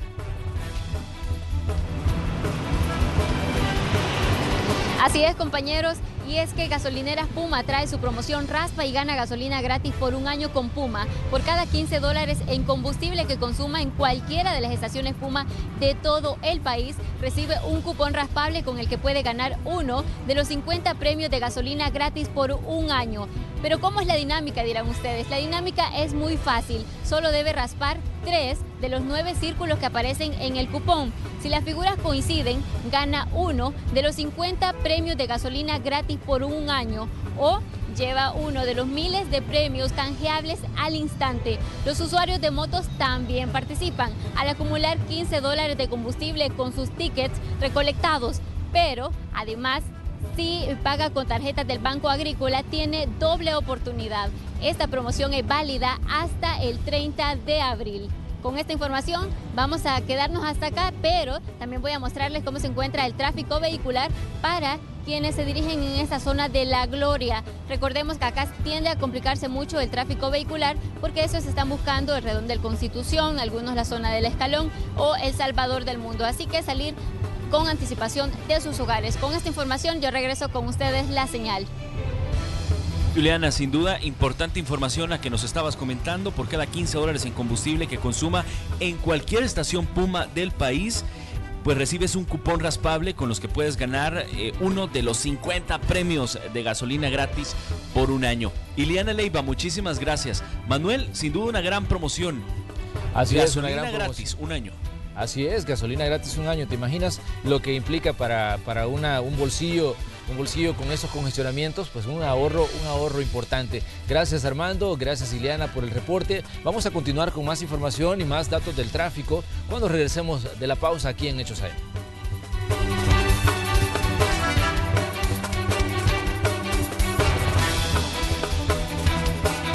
104.5 FM y también con Kelly Ábrego, que nos comparte importante información relacionada al tráfico vehicular. Buenos días, compañeros. Buen miércoles para todos ustedes. Lorena, qué gusto saludarte desde la cabina de Sonora FM, ahora por las mañanas, mira por acá. Y bueno, en este momento hacemos un enlace con Kelly Ábrego, que anda en una de las calles de nuestro país. Así que Kelly, adelante, buenos días.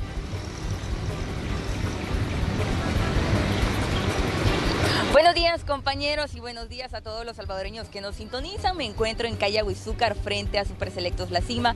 Les cuento que a esta hora el tráfico está bastante pesado, pero la buena noticia es que en Super Selectos se encuentran 6 para las 4, es decir, 6 productos que tienen el 40% de descuento para que ahorres como nunca lo has hecho. Si estás circulando por calle Huizúcar, aprovecha y pasa por Super Selectos La Cima, porque 6 para las 4 tiene 40% de descuento en 6 productos diferentes cada día. No pierdas la oportunidad. Pasa ya por Super Selectos y aprovecha para ahorrar con el 40% de descuento. Estas ofertas son válidas a partir de las 4 de la tarde. Vamos a mostrarles cómo se encuentra el tráfico vehicular precisamente sobre este sector. Para quienes vienen desde el Paso del Jaguar y van buscando incorporarse a Antiguo Cuscatlán, van buscando La Cima, van a encontrar bastante complicado. Ya ustedes lo pueden observar en las imágenes, bastante complicado para circular sobre este sector. De igual forma, para quienes van buscando el Paso del Jaguar y vienen de La Cima o desde Santa Elena, también la carga vehicular se está complicando bastante. Y comentarles que este es el panorama que también se vive durante las tardes, entonces le hacemos a usted la invitación para que aproveche a hacer un alto en el tráfico vehicular y aproveche las ofertas de Super Selectos a partir de las 4 de la tarde. Compañeros, con esto regreso con ustedes. Muy bien, Kelly, muchísimas gracias. Ahí está. Imagínese usted, a partir de las 4 de la tarde puede aprovechar estas promociones en Super Selectos y bueno, se va más tranquilo para su casa ya con ese ahorro. Así que, mi estimada Lorena, paso la señal hasta Noticiero Hechos. Muchísimas gracias, les deseo un feliz y exitoso día, Kelly y Henry. Gracias por esta información de mucha utilidad para todos los salvadoreños. Muy bien, ahí teníamos el enlace. Así la situación del tráfico por la zona de La Cima. Bueno, verificando el tráfico vehicular, pero también compartiendo con nuestra audiencia promociones especiales, ¿verdad? Para todos los que quieren visitar este día el supermercado, pues ahí tienen excelentes ofertas. Vamos a hacer una pausa comercial. En minutos estamos de regreso.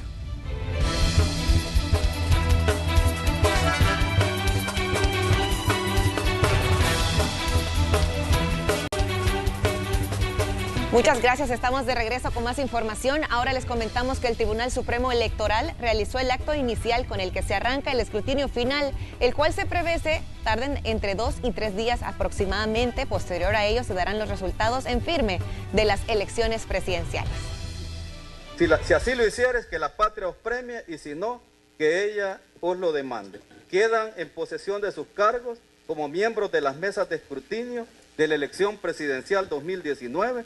Con esta juramentación dio inicio el escrutinio final, el cual por mandato debe instalarse 48 horas después de cerrados los centros de votación.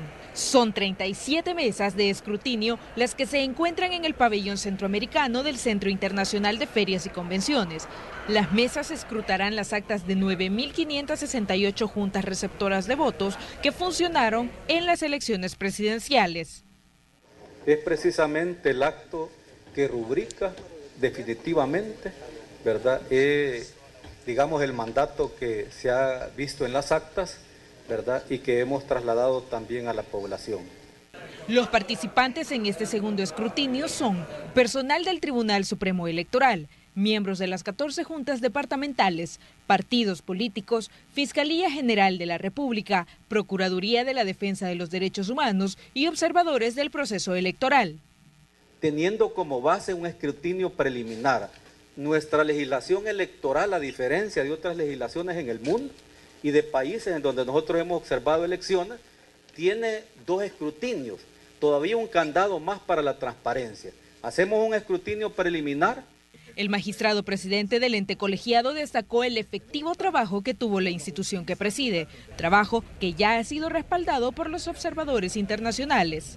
La transparencia, en la veracidad y además en la eficacia en la transmisión de resultados electorales. Pero obviamente yo siempre he planteado la tesis, esta elección es más sencilla porque es voto por bandera. Los opinólogos estuvieron diciendo, criticando al tribunal la elección 2015 y 2018. Las mesas trabajarán de 8 de la mañana a 8:30 de la noche y se prevé que en 2 o 3 días se tengan los resultados en firme de las elecciones presidenciales. Posterior a ello, se iniciará con el proceso de transición del nuevo gobierno presidido por Nayib Bukele. Con imágenes de Gonzalo Tejada, Tatiana Funes, Noticiero Hechos. Bueno, y en este proceso electoral recién pasado llamó mucho la atención la participación que tuvieron los salvadoreños en el exterior. Hay que mencionar que la diáspora sí participó en las elecciones presidenciales, pero en menor cantidad respecto a 2014. Ellos piden al Tribunal Supremo Electoral que mejore los plazos de tiempo para garantizar este derecho a miles de salvadoreños. Los salvadoreños en el exterior denunciaron que muchos se quedaron sin poder votar por irregularidades y falta de información. En 2014, 10.000 compatriotas se empadronaron, pero este año lo hicieron solo 5.948. De ellos, votaron 3.263, debido a que hubo 1.294 papeletas faltantes, según el Tribunal Supremo Electoral. Incluso algunos residentes en Estados Unidos recibieron el paquete electoral hace 24 horas. Incluso algunas llegaron ayer llegaron algunas, ¿verdad? Evitando que la gente pudiese votar. Debemos de buscar otra forma para poder mejorar esa situación, ya de que muchos de esos votos fueron anulados. Otra de las observaciones que vi en uno de los consulados es de que el sobre no trae la estampilla para ser retornado a El Salvador, y eso tenía que ser pagado por la persona, pero muchas personas no lo sabían. Mario tiene más de 10 años residiendo en Long Island, Nueva York. Votó, pero aún no tiene la certeza que su sufragio contó en esta elección. Mi proceso para empadronarme en julio del 2018 no fue hasta el 26 de enero del 2019 que yo recibí mi papeleta de votación. Marqué mi papeleta, voy al correo. Cuando llego al correo me están diciendo que tengo que pagar más de $60 para que la papeleta llegue posiblemente el día de hoy. Tengo la incertidumbre de que llegue el día de hoy y mi voto sea contado. Para la próxima elección presidencial piden al ente colegiado iniciar con varios meses de antelación una campaña en la que se indique dónde y cómo obtener el documento único de identidad y que mejore el envío de los paquetes electorales para que lleguen a tiempo. Exigen que su derecho al voto sea garantizado. Educar a las personas cómo tener su documentación en orden primero, desde antes. A lo mejor no tenemos esa concientización en el exterior. Y muchas de las personas que nos pidieron que las ayudáramos a empadronarse, el problema era que la documentación no estaba actualizada para poder hacerlo. De ahí cuando logramos aplicar para el DUI, el problema es que el DUI les llegó después de que el empadronamiento ya había sido cerrado. Las 10 actas del voto en el exterior ya fueron procesadas. De los 3.262 sufragios válidos, 2.803 fueron a favor del presidente electo Nayib Bukele. Con imágenes de Ricardo Tobar, Inmar Batres, Noticiero Hechos. Y la misión de observadores del Centro de Intercambio y Solidaridad presentó su informe preliminar de la elección presidencial del pasado fin de semana. Entre las recomendaciones se encuentran despartidarizar el Tribunal Supremo Electoral, impartir la materia de educación cívica y electoral en las escuelas y también capacitar a los fiscales. En total fueron 70 observadores que se desplazaron en 4 departamentos.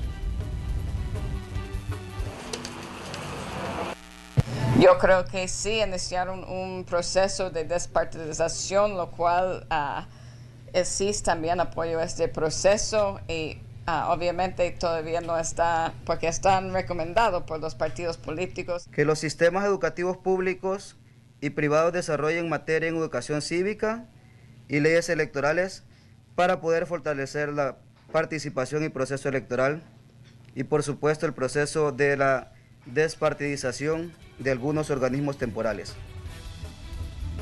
Por cierto, la misión de observación electoral de la Unión Europea avaló el trabajo realizado por el Tribunal Supremo Electoral durante los comicios presidenciales. Sin embargo, también señalaron algunas anomalías.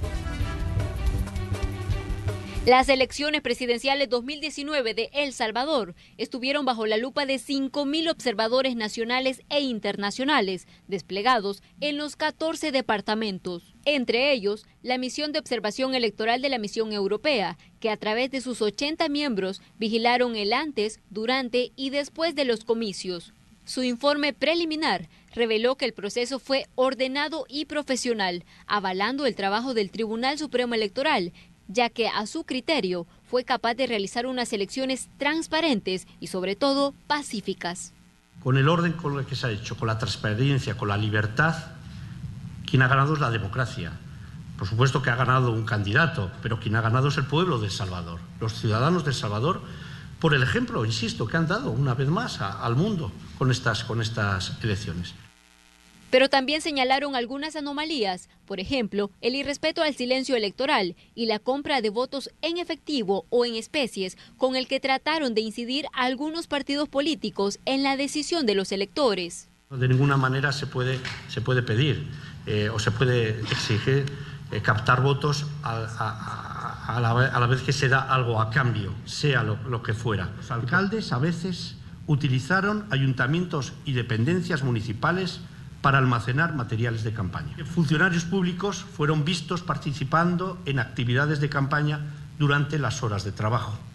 Para evitar violaciones al Código Electoral, los observadores recomendaron al ente colegiado aumentar el monto de las sanciones administrativas y penales a quienes irrespeten las reglas del juego, a fin de lograr una justicia electoral más eficaz.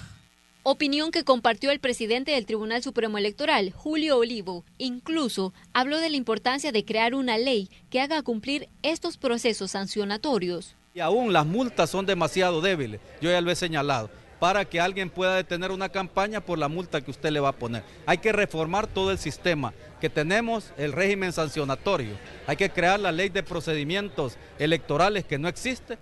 Tras el escrutinio, la misión de observación de la Unión Europea tendrá un plazo de 2 meses para presentar su informe final en el que detallará aspectos a superar en cada etapa del proceso y su evaluación. Con imágenes de Juan Castellanos, Ileana Leiva, Noticiero Hechos. Y también la Asociación de Periodistas de El Salvador presentó un informe de denuncias recibidas a través del Centro de Monitoreo de Agresiones contra Periodistas y al menos 24 casos fueron reportados en los que los comunicadores fueron víctimas de vulneración al ejercicio periodístico. Los agresores fueron en la mayoría de los casos miembros de las juntas electorales municipales y también juntas receptoras de votos. APES como asociación presentará una serie de recomendaciones a instituciones que participan durante los procesos electorales. En primer lugar, al Tribunal Supremo Electoral para que ejerza una mayor capacitación y sensibilización a los miembros de las juntas electorales municipales y a las juntas receptoras de votos sobre los derechos del gremio periodístico a ejercer la libertad de expresión y de prensa, pues el objetivo es dar a conocer el proceso electoral a la población salvadoreña.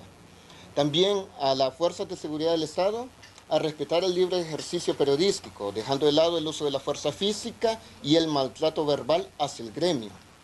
Otra recomendación es a los partidos políticos, a sus dirigentes, a ser coherentes en el ejercicio del sistema democrático donde se desenvuelve. Son las 8 de la mañana con 7 minutos. A esta hora establecemos contacto con nuestra compañera Ileana Leiva. Tiene reporte del tráfico desde la avenida Bernal, una zona bastante complicada. Ileana, cuéntanos cómo se encuentra por ahí el panorama.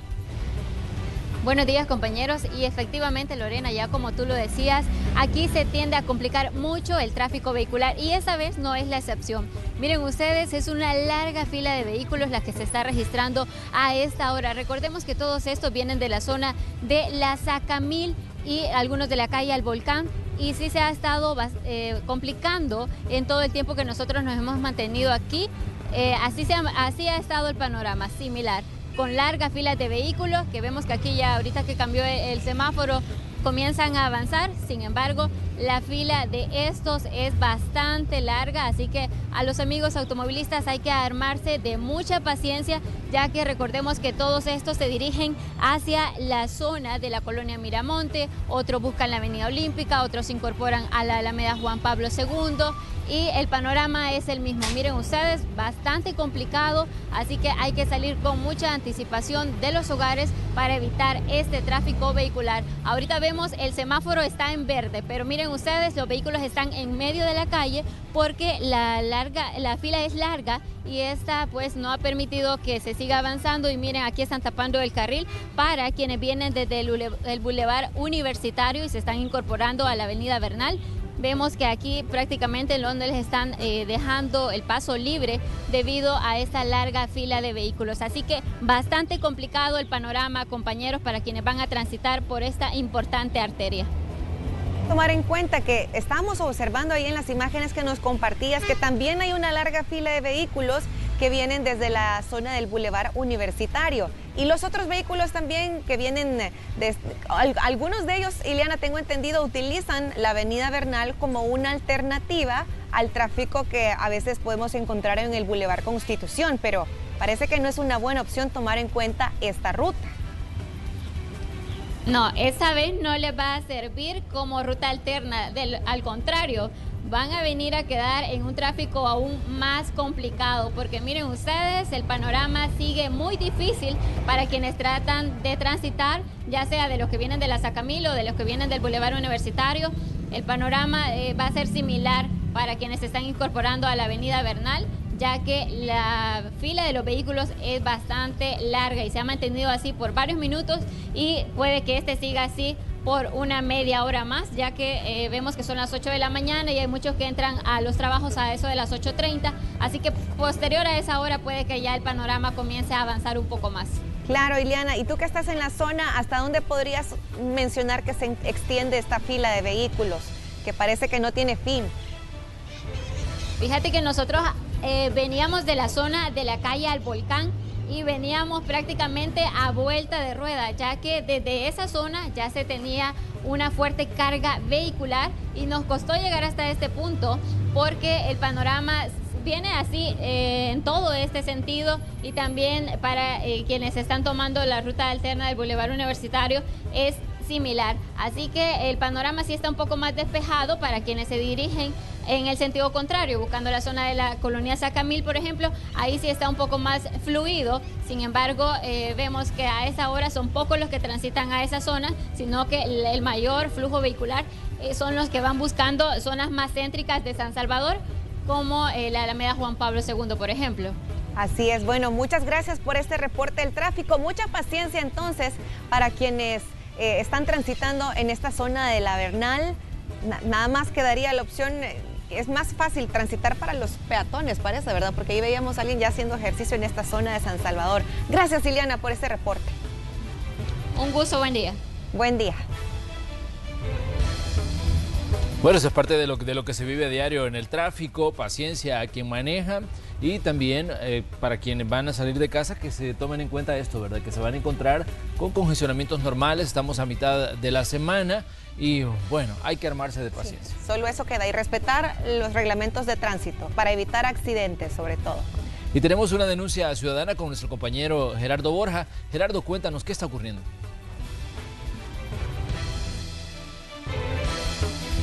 Gracias, compañeros en el estudio, amigos televidentes. A esta hora me encuentro atendiendo una denuncia ciudadana. Estoy exactamente en el municipio de Soyapango, me encuentro en la avenida San José. Esta calle que les muestro en pantalla es la que va hacia el punto de la ruta 7 de la colonia Guadalupe. Como pueden ver en las imágenes, pues la calle se ha dañado totalmente debido a esta fuga de Aguas Negras.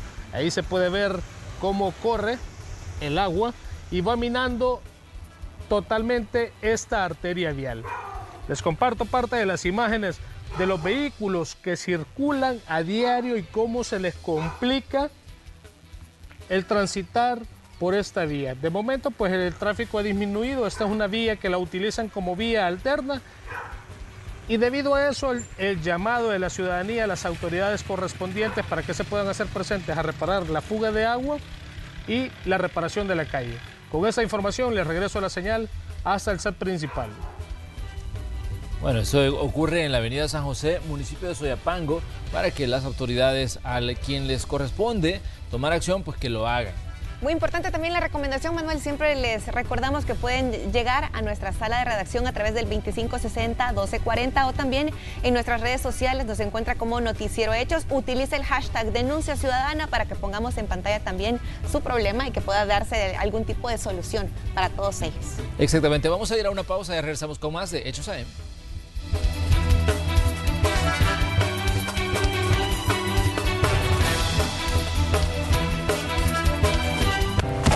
¡Ya lo golpeaste! ¡Para! Un fuerte enojo puede afectar su salud. Continuar con nosotros, vamos con más información. La importancia de fomentar el desarrollo de la ciencia, la tecnología y la innovación como una plataforma para el desarrollo de un país es lo que tratamos hoy en nuestro tema del día. Apostarle al desarrollo científico de un país debe ser un eje estratégico que permita aprovechar los recursos naturales y humanos en beneficio de la población. Apoyar a científicos, las investigaciones, es determinante para el crecimiento del país. De pensar de que no somos capaces de hacer cosas nosotros mismos y de que dependemos de otros países para hacerlas. Entonces es una visión que nos mantiene un paso atrás y obviamente es una visión equivocada. O sea, si queremos salir del atraso tenemos que invertir en ciencia. La ciencia no es un lujo, la ciencia es una necesidad. Si no sabemos qué recursos tenemos, difícilmente podemos sustentar un plan de desarrollo. El potencial intelectual de Latinoamérica es excepcional, no tenemos por qué ser países maquiladores.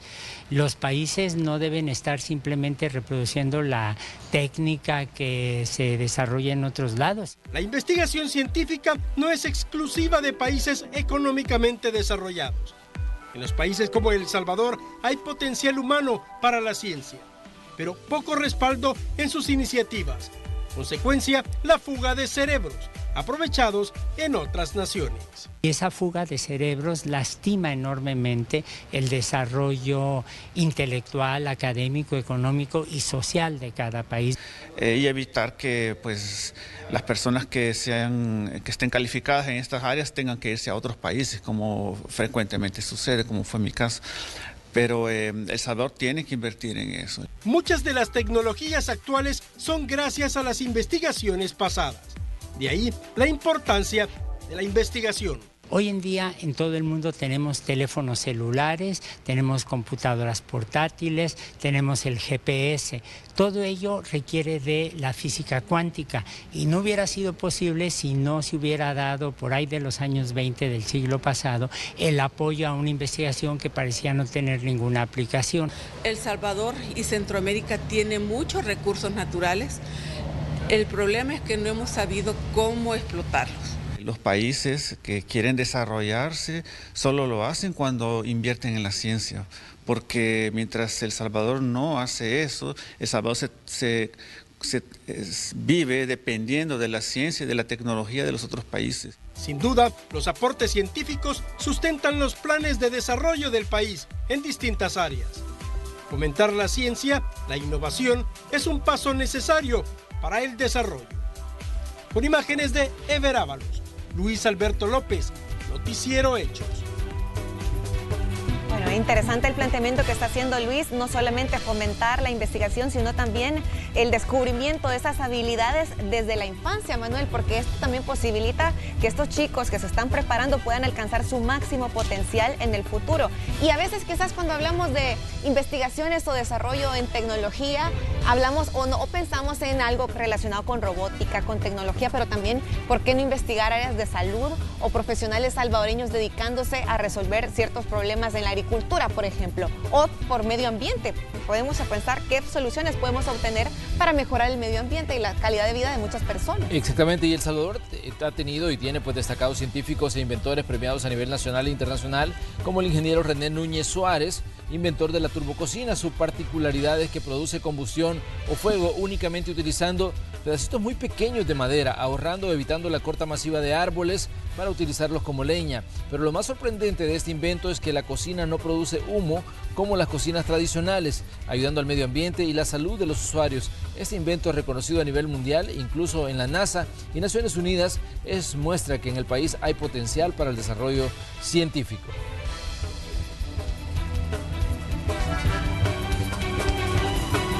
Ahí está, hay mucho talento en El Salvador, solamente hay que descubrirlo y potenciarlo.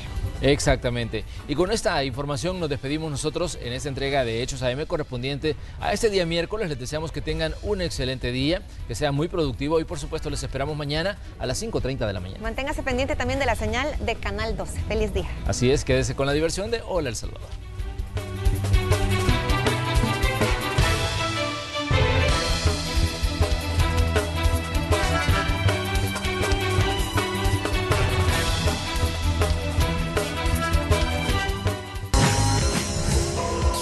El siguiente programa es clasificado